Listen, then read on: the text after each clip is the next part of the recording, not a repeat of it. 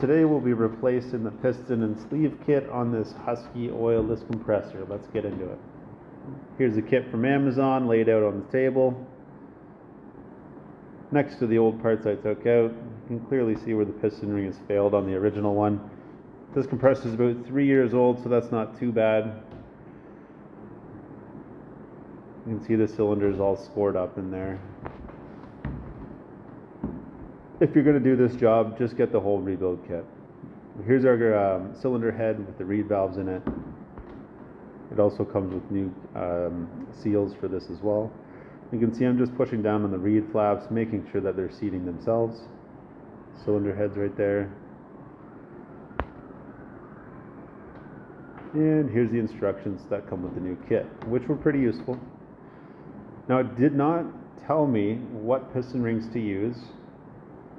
They kind of leave that up to your discretion. So this is the one that we actually ended up using. This is the one I tried to use, and it failed within 10 seconds of the compressor running. The black one is more of a hard rubber, almost like what you'd find on a seal inside an engine. You want to use the dry seal, and once it's together, it goes through there and mounts onto that crank pin on the wheel.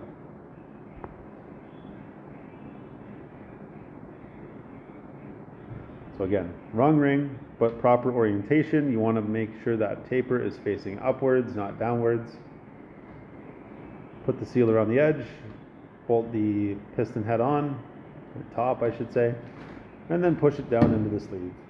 This is a really easy job. Anybody, most homeowners should be able to do this. You don't need a ton of technical experience.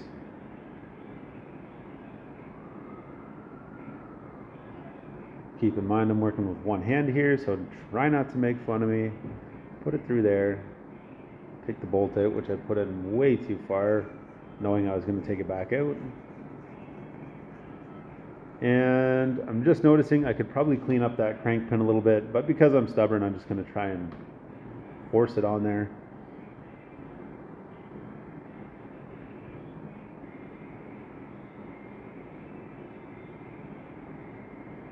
Just want to make sure that sleeve sits all the way in. Just been holding it out. Take a look at that first.